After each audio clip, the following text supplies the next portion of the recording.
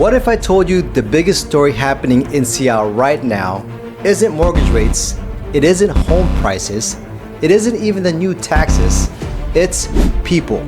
More specifically, it's where people with money are choosing to live. For decades, Seattle became one of America's greatest wealth creation stories. Amazon, Microsoft, Starbucks, Costco, Boeing, Nintendo, T-Mobile, Expedia. Thousands of startups, billions of dollars created, entire neighborhoods transformed. Homes that sold for $400,000 20 years ago are now worth over $2 million. People from around the world came here chasing opportunity. But lately, I've noticed something. The conversations have changed. Instead of asking, how do I move to Seattle? I'm hearing, should I still stay? And here's the interesting part. Many of the people asking that question aren't struggling financially. They're some of the highest earners in Washington. Executives, founders, doctors, attorneys, tech professionals, business owners, retirees, people with options. So today, I want to answer one question. If Seattle's wealth is moving, where is it actually going? And more importantly, what does that mean for homeowners, buyers, and the future of Seattle real estate? Stay until the end, because I think the biggest surprise isn't who's leaving, it's who's staying. Hey everyone, I'm Jesse Espria with Compass Real Estate. I specialize in Seattle and the Eastside. Bellevue, Kirkland, Bothell, Woodinville, Redmond, Sammamish, Issaquah, Mercer Island, and honestly, a lot of people find me right here on YouTube while they're trying to figure out where to move. Whether you're relocating from another state, moving across town, or just trying to understand what's happening in our market, I'm glad you're here. Let's dive in. Is there really a wealth exodus? You hear the headlines constantly. Everyone's leaving Seattle. Washington is doomed. The rich are fleeing. The narrative is too simple. But here's what's real. According to IRS migration data, Washington lost more than $500 million in adjusted gross income to outmigration between 2022 and 2023. A 2024 Smart Asset study found the state lost a net 222 high-earning households with incomes over $200,000, ranking 8th highest in the nation for such losses. The National Taxpayers Union Foundation reported by the end of 2025, Washington was losing one taxpayer on net every 30 minutes. And domestically, Washington recorded net population losses to 27 states while gaining from just 22. Idaho alone pulled in roughly 14,700 former Washington residents while sending back only about 7,500. So yes, something is happening. But the story isn't that Seattle is collapsing, it's that wealth is becoming mobile. 20 years ago, if you worked for Microsoft, you lived here, period. Today, hybrid work changed everything. People realize that they don't have to spend 365 days a year in one place. Someone might own a home in Medina, a condo in Scottsdale, and spend winters in Arizona. Someone else keeps their Bellevue house while establishing residency in Florida. They're not necessarily leaving forever, they're creating flexibility. And here's the thing about taxes. Everyone assumes that's why people leave. It's usually the final reason, not the first. What changes after you build wealth? When you're 25, you're chasing opportunity, career, income, equity. You move towards jobs. Once you build wealth, your priorities shift. Now you're thinking about weather, family, healthcare, travel, quality of life. Suddenly where you live becomes optional. And when living somewhere becomes optional, people start asking a dangerous question. If I can live anywhere, why am I living here? That question is driving billions of dollars of migration across America right now. And the people asking it most often are exactly the people who built wealth right here in this region. Where are they going? Arizona tops the list. Scottsdale especially. You got weather, golf, lifestyle, and a dramatically lower cost of living compared to Bellevue or Seattle. It checks every box for someone who spent 20 years in the Pacific Northwest winters. Florida is right there. No state income tax, warm weather, year-round, strong luxury markets in Naples, Sarasota, and Tampa.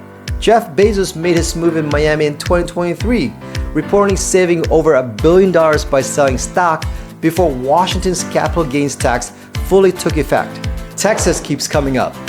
Austin in particular. No income tax, lower cost of living, and a growing tech scene that feels familiar. Idaho has captured a massive share of Pacific Northwest wealth. Coeur d'Alene especially. Close enough to feel connected, far enough to feel like a different life. Nevada gets used strategically. Las Vegas and Henderson have attracted buyers primarily for the tax advantage with easy flights back to Seattle. But the move that never makes national headlines, the one I see in my own business every single day, is the move across Lake Washington, the Eastside migration. Wealthy Seattle residents who aren't leaving the region at all, they're moving to Bellevue, Kirkland, and Mercer Island. They want more space, better schools, lower density, newer construction, and a lifestyle upgrade without leaving the region entirely. The numbers back it up. As of early 2026, Bellevue's median home price sits around $1.5 million. Mercer Island is at $2 million. Medina, at the very top of the market, is at $4.5 million. Homes in Bellevue are still selling in about 8 to 10 days on average with multiple offers. Kirkland sits around $1.3 million median, offering waterfront lifestyle with a small town feel and minutes from major employers. And communities like Woodinville, Bothell, and Sammamish are pulling in buyers who want more land and more value per square foot without giving up access to the Eastside corridor. This is a migration story too. It just doesn't show up in the national headlines. What does this mean for real estate? Think of the housing market like a staircase.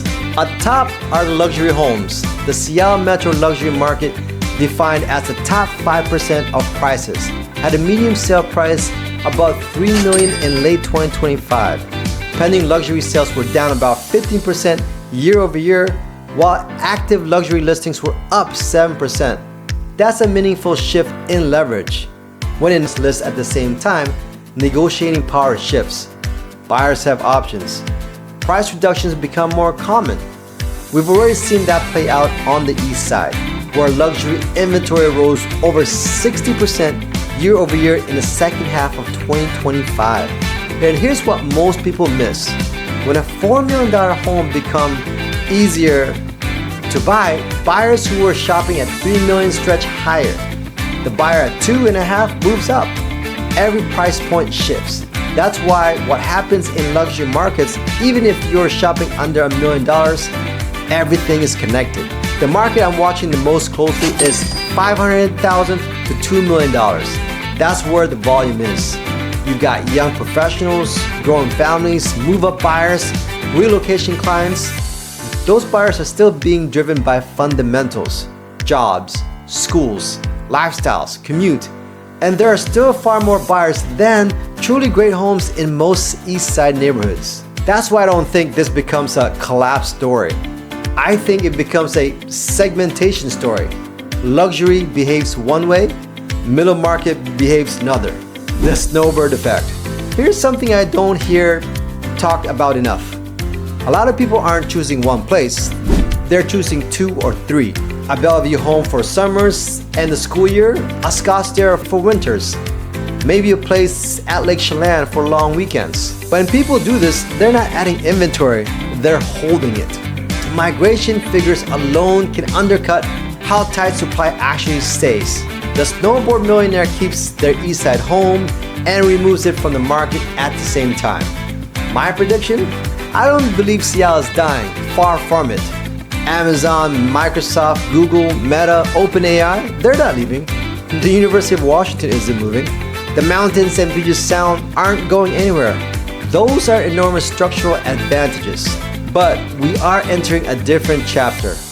One where buyers are more selective, where lifestyles matters as much as a career, where the question isn't just where the jobs are, but where someone wants to build the rest of their life.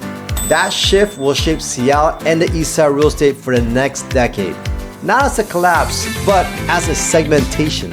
the best neighborhoods, the best schools, the best lifestyle options will continue to command premium prices. Everything else will have to compete harder. If you're thinking about buying, selling, investing, or relocating anywhere in Seattle or on the east side, I'd love to help. A lot of people reach out to me through YouTube because they're trying to understand just where the market is today, but where it's headed next. That's exactly why I make these videos. If you found this helpful, please subscribe. Every week I cover Seattle real estate, Bellevue, Kirkland, Bothell, Woodinville, Essequassa Manors, relocation advice, development, and trends shaping our region. And before you go, I'd love to hear your opinion. Do you think Seattle's wealthy are really leaving, or are they simply moving differently than they used to? Leave a comment below. I read every single one, and many of the best future video ideas come directly from your questions and perspective. I'm Jesse Espriu with Compass Real Estate. Thanks so much for watching. I'll see you in the next one.